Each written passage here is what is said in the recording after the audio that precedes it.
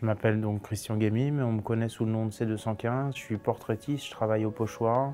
Je réalise des portraits essentiellement dans la rue, pour des collections, pour des musées, y compris dans le virtuel. Donc la première œuvre, François Rude, c'est le départ des volontaires de 1792.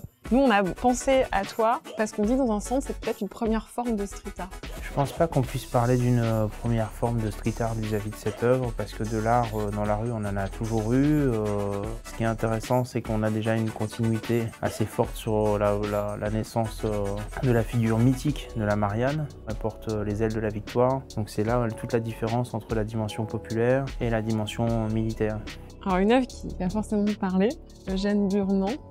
Alors là, Burnand, c'est différent puisque j'ai travaillé de très près sur ses œuvres pour réaliser une exposition autour des Invalides et au musée de la Légion d'honneur, qui s'appelle 100 ans après. Et lui, il s'attache à vraiment réaliser le portrait de chacun des types de soldats et de corps d'armes, mais en particulier les tirailleurs. Donc il y a une curiosité sur la notion d'altérité, un regard certainement bienveillant sur la différence qu'il pouvait y avoir entre Vieux Monsieur et le regard qu'il portait sur chacun des soldats. Je pense que c'est finalement un visage idéalisé de ce que pouvait être le soldat de la Première Guerre mondiale. Un portrait.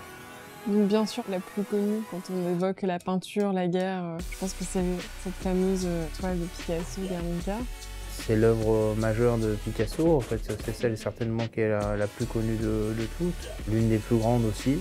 C'est assez étonnant de voir combien, en tout cas, cette fresque qui vaut à Picasso d'être une figure majeure du pacifisme parmi les artistes au XXe siècle est devenue aujourd'hui non seulement une icône, mais aussi une icône pop, en fait, une œuvre qui est devenue finalement extrêmement commerciale dans ses dérivés.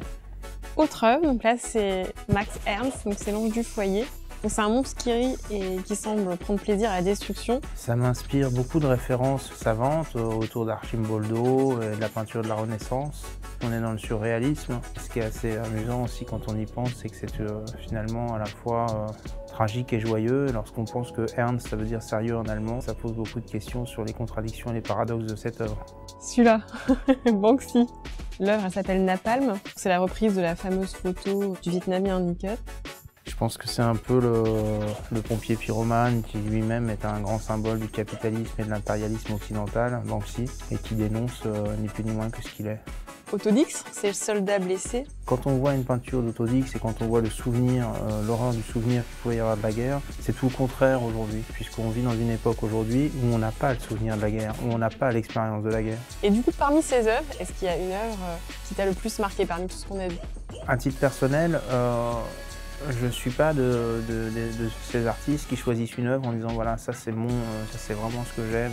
Ce que j'aime, justement, c'est le dialogue entre toutes ces œuvres. Ce qui est important dans l'art, c'est pas nécessairement, en tout cas, d'avoir un avis tranché sur les choses, mais de pouvoir continuer à réfléchir à partir de ces œuvres. C'est fait pour faire réfléchir, c'est pas là pour apporter des réponses.